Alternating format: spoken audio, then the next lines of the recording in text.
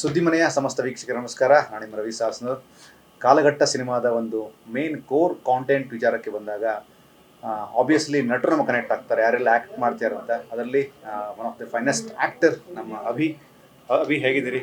Super ಆಗಿದೆ sir. ನೀವು last time ಅಂದರೆ ಲ್ಯಾಂಡ್ ಟೈಮಲ್ಲಿ ಆಗಲಿಲ್ಲ due to some tight schedule. ಒಂದಷ್ಟು ಜನ ಸಿಕ್ಕರು, ಒಂದಷ್ಟು ಜನ ಸಿಗಲಿಲ್ಲ. ಸಿಗದೇ ಇರೋಂಥ ಲಿಸ್ಟಲ್ಲಿ ನೀವಿದ್ರಿ. I felt little bit bad because cinema ನೋಡಿ ಬಂದ ನಂತರ ಗುರು ಅಭಿದೊಂದು ಇಂಟರ್ವ್ಯೂ ಮಾಡ್ಬೋದಾಗಿತ್ತು ಅಂತ ನನಗೆ ಅನಿಸ್ತು. ಅದನ್ನು ಓಪನ್ ಆಗಿ ಕ್ಯಾಮ್ರಾ ಮುಂದೆ ಹೇಳ್ತಾ ಇದ್ದೀನಿ, ಆಗಿರಲಿಲ್ಲ.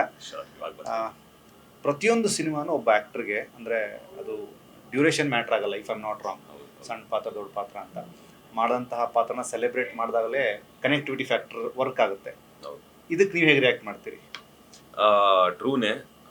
ಅದು ಲ್ಯಾಂಡ್ ಲಾರ್ಡಲ್ಲಿ ಡೈಲಾಗ್ಸ್ ಕಮ್ಮಿ ಇದ್ರೂ ಇಂಪ್ಯಾಕ್ಟ್ ಚೆನ್ನಾಗಿತ್ತು. Like intensity of the acting particularly ಆ ಬ್ಲಾಕ್ ಸಕ್ಕತ್ತಿತ್ತು. ಹೌದೌದು. ಆ್ಯಂಡ್ ಕ್ಯಾಮ್ರಾಮನ್ ಅವರು ತುಂಬ ಚೆನ್ನಾಗಿ ತೋರಿಸಿದ್ರು, ಮಾಸ್ಟರ್ ಅವರು.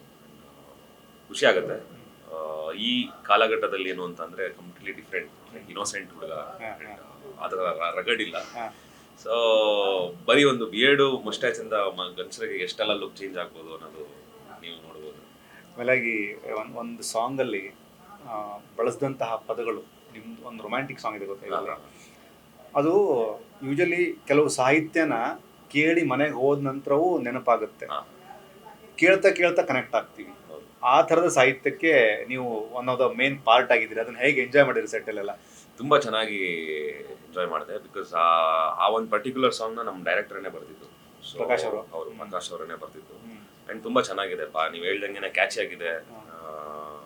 S, very nice. ಅವ್ರು ನೀಲ್ ಅವರು ತುಂಬ ಚೆನ್ನಾಗಿ ಮ್ಯೂಸಿಕ್ ಡೈರೆಕ್ಷನ್ ಮಾಡಿದ್ದಾರೆ. Totally good team, good output ಬಂದಿದೆ. 19ನೇ ತಾರೀಕು ಹಾಡಲ್ಲಿ ತ್ರೇತಾಯುಗವನ್ನ, ದ್ವಾಪರ ಯುಗವನ್ನ, ಕಲಿಯುಗವನ್ನ, ಸತ್ಯಯುಗ ಯಾಕೋ ಯಾಕೆ ಬರಲಿಲ್ಲ ಅಂತ ಬಟ್ ರಾಮ ಕೃಷ್ಣನನ್ನ ನೀವು ಕನೆಕ್ಟ್ ಮಾಡ್ತಾನೆ ಕಲಿಯುಗಕ್ಕೂ ಬಂದ್ಬಿಡ್ತೀರಿ. ಅಂದರೆ ಇದು ನಮಗೊಂದು ಧರ್ಮದ ಬಗ್ಗೆ ಹೇಳುತ್ತೆ, ಪ್ರೀತಿ ಬಗ್ಗೆ ಹೇಳುತ್ತೆ, ಒಂದು ಪ್ರೇಮದ ಬಗ್ಗೆ ಹೇಳುತ್ತೆ, ಒಂದು ನಿಷ್ಕಲ್ಮಶದಂಥ ಭಾವನೆ ಬಗ್ಗೆ ಹೇಳುತ್ತೆ. ಇದು ಎಷ್ಟು ಅಪ್ಲಿಕೇಬಲ್ ಆಗುತ್ತೆ ಅದು ನಟರಾಗಿ? ಅಂದರೆ ಆಚೆದನ್ನು ತೋರ್ಸೋಕ್ಕೆ ಕಲಾವಿದರೆ ಹೆಂಗೆ ಎಷ್ಟು ಇಂಪಾರ್ಟೆಂಟ್ ಆಗುತ್ತೆ ಅಂದರೆ ಆ ಸಾಹಿತ್ಯದ ಭಾಗವಾಗಿರ್ತೀರಿ ಈ ಸಿನಿಮಾದಲ್ಲಿ ಅಂತ? ತುಂಬಾನೇ ಪ್ರೆಷರೇ ಇತ್ತು. ಬಿಕಾಸ್ ನಾನು ಈ ಒಂದು ಪಾತ್ರ ಮಾಡ್ಬೇಕಾದ್ರೆ ಆ ಗುರುವಿನ ವೇಷ ಹಾಕೊಳ್ಬೇಕಾಗಿತ್ತು. ಸೊ ಅದು ನನಗೆ ಏನು ಅಂತಾನೆ ಗೊತ್ತಿರಲಿಲ್ಲ. ನೋಡಿದ್ದೆ, ಕೈ ಮುಗ್ದಿದ್ದೆ ಚಿಕ್ಕ ವಯಸ್ಸಿಂದ. ಪ್ಲಸ್ ಆ ಒಂದು ಡಾನ್ಸ್ ಹೇಗೆ ಬರುತ್ತೆ ಅಂಡ್ ಭಿಕ್ಷೆ ಹೇಗೆ ಬಿಡ್ತಾರೆ ಅದೆಲ್ಲ ಗೊತ್ತಿರಲಿಲ್ಲ. ಸೊ ಅದಕ್ಕೆ ನಾನು ಚಾಮರಾಜನಗರಕ್ಕೆ ಹೋಗಿ ಆ ಒಂದು ಏನ್ ಮಾಡ್ತಾರೆ ಅದನ್ನ ನೋಡಿ, ಅವ್ರ ಜೊತೆ ಮಾತಾಡಿ, ಅವ್ರ ಡ್ಯಾನ್ಸ್ ಎಲ್ಲ ಹೇಗೆ ಮಾಡ್ತಾರೆ ಅದನ್ನು ಕಲ್ತ್ಕೊಂಡು ವಿಡಿಯೋ ಮಾಡ್ಕೊಂಡು ಬಂದು ಮನೇಲಿ ಪ್ರಾಕ್ಟೀಸ್ ಮಾಡಿ ಅದೆಲ್ಲ ಮಾಡಿದ್ದುಂಟು. ಆ್ಯಂಡ್ ಎಸ್, ಆ ಒಂದು ಜನಪದ ವಿಷಯನ ನಾವು ಜನಗಳಿಗೆ ತೋರಿಸ್ಬೇಕು ಅಂತ ಅಂದಮೇಲೆ ತುಂಬ ಪ್ರಿಪೇರ್ ಆಗಿ ಚೆನ್ನಾಗೇ ತೋರಿಸ್ಬೇಕಾಗುತ್ತೆ. ಬಿಕಾಸ್ ಪ್ರೆಷರ್ ಇರುತ್ತೆ. ಚೆನ್ನಾಗಿ ಬಂದಿದೆ. ಆಮೇಲಾಗಿ ನೀವು ಹೇಳಿದ್ರಿ ನೀವು ಟವಲ್ ಹಾಕೊಂಡಿದ್ದು ಅದೆಲ್ಲವೂ ನನಗೆ ನೀವು ಹೇಳೋಕ್ಕಿಂತ ಮುಂಚೆ ಗುರು ಕಿರಾತಕದಲ್ಲಿ ಯಶ್ ಈ ಥರದ್ದು ಹಾಕಿರಲ್ಲ ಅಂತ. ಅಂದರೆ ಸಿನಿಮಾಗಳು ಬೇರೆ ಬೇರೆ ಆದ್ರೂ, ಕಲಾವಿದರು ಬೇರೆ ಬೇರೆ ಆದ್ರೂ, ಪ್ರಾಜೆಕ್ಟ್ ಬೇರೆ ಬೇರೆ ಆದ್ರೂ ಕೆಲವೊಂದು ಮ್ಯಾನರಿಸಮ್ಗಳು, ಕೆಲವೊಂದು ಗೆಟಪ್ಗಳು ಹಳೆದನ್ನ ನೆನಪಿಸ್ತವೆ. ಫಾರ್ ಎಕ್ಸಾಂಪಲ್ ನನಗೆ ನೆನಪಿರೋಗೆ ವಿಷ್ಣು ಸರ್ದು ಸೂರ್ಯವಂಶ ಫಿಲಮ್ ಅಲ್ಲಿ ಸೇಮ್ ಟವಲ್ ಹಾಕಿರ್ತಾರೆ ಅಲ್ವಾ? ನೋಡಿ ಕನಕ ಅಂತಂದ್ರಿ. ಅಂದ್ರೆ just I am connecting with the legendaries. ಅಲ್ಲಿ ವಿಷ್ಣು ಸರ್, ಆನಂತರ ಸುಮಾರು ಸಿನಿಮಾಗಳಲ್ಲಿ ಅಂಬರೀಷನ್ ಹಾಕಿರ್ಬೋದು, ಶಂಕರಣ್ಣ ಹಾಕಿರ್ಬೋದು. ಈ ಕನೆಕ್ಟಿವಿಟಿ ನಿಮ್ಗೆ ಹೇಗೆ ಎನರ್ಜಿ ಪಾಸ್ ಮಾಡುತ್ತೆ? ತುಂಬಾ ಲೆಜೆಂಡ್ಗಳು ಹಾಕಿದ್ದಾರೆ, ಅದ್ರದ್ದು ಮಾಡಿದ್ದಾರೆ, ನಾನು ಮಾಡ್ತೇನೆ ಗುರು ಅಂತ. ಹೌದು. ಅಂದ್ರೆ ಇವಾಗ ವಿಷ್ಣು ಸರ್ನ ನೋಡಿ ಅವರೊಂದು ಬೆಂಚ್ ಮಾರ್ಕ್ ಕ್ರಿಯೇಟ್ ಮಾಡಾದ್ಮೇಲೆ ಅದನ್ನ ಯಶ್ ಅವ್ರು ನೋಡಿರ್ಬೋದು ಅನ್ಸುತ್ತೆ. ಯಶ್ ಅವ್ರು ನೋಡಿ ಅದೊಂದು ಬೆಂಚ್ ಮಾರ್ಕ್ ಕ್ರಿಯೇಟ್ ಮಾಡಿರ್ತಾರೆ, ಅದನ್ನ ನಾವು ನೋಡಿರ್ತೀವಿ. ಸೊ ಆತರ ಸೀನಿಯರ್ಸ್ ನ ನೋಡಿ ಇಂಪ್ಯಾಕ್ಟ್ ಮಾಡ್ಕೊಂಡು ನಮ್ಮ ಸ್ಟೈಲಲ್ಲೇ ಒಂದು ತಗೊಂಡಾಗ, ಅದನ್ನ ಜನ ಅಕ್ಸೆಪ್ಟ್ ಮಾಡಿದಾಗ ಫ್ಯೂಚರ್ ಜನರೇಷನ್ ಇದನ್ನ ಒಂದು ಬೆಂಚ್ ಮಾರ್ಕ್ ಆಗಿ ಇದನ್ನ ಒಂದು ರೆಫರೆನ್ಸ್ ತಗೊಳ್ತಾರೆ ಅಲ್ವಾ?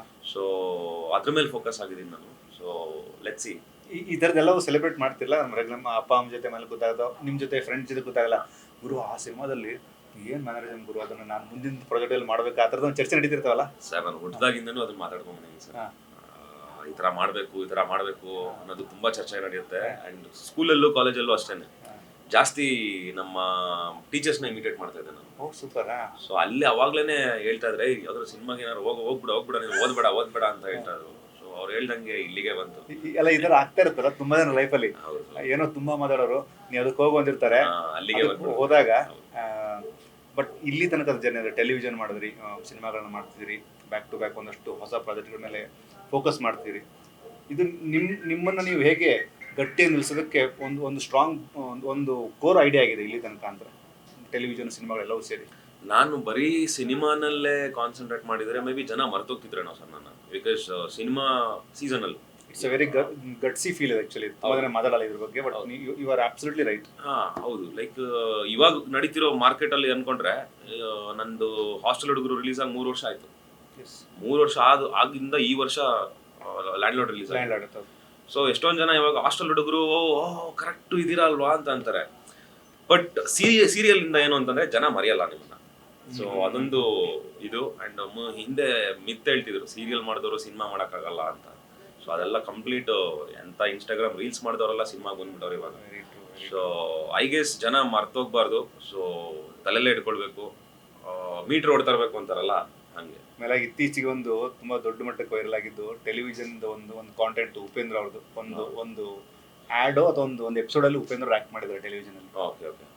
ಅಂದ್ರೆ ಏನ್ ಹೇಳ್ತಿರೋದು, ಕಲಾವಿದನಿಗೆ ಯಾವ ಟೈಮಲ್ಲಿ ಏನ್ ಬೂಮ್ ಆಗುತ್ತೆ ಗೊತ್ತಿಲ್ಲ. ಫಾರ್ ಎಕ್ಸಾಂಪಲ್ ಈಗ ಗೋಲ್ಡನ್ ಸ್ಟಾರ್ ಗಣೇಶ್ ಅವ್ರ ಬಗ್ಗೆ ಮಾತಾಡೋದಾದ್ರೆ, ದುನಿಯಾ ವಿಜಯ್ ಅವ್ರ ಬಗ್ಗೆ ಮಾತಾಡೋದಾದ್ರೆ ಹೇಳ್ತಾ ಇರೋದು the connectivity between strong layer ಸಿಕ್ಕರೆ ಸಾಕು ಅದು ವರ್ಕ್ ಆಗುತ್ತೆ ಅಂತ. ಇವನ್ ಶಾರುಖ್ ಖಾನ್ ಅವರು ಕೂಡ ಸರ್ಕಸ್ ಇಂದ ಬರ್ತಾರೆ.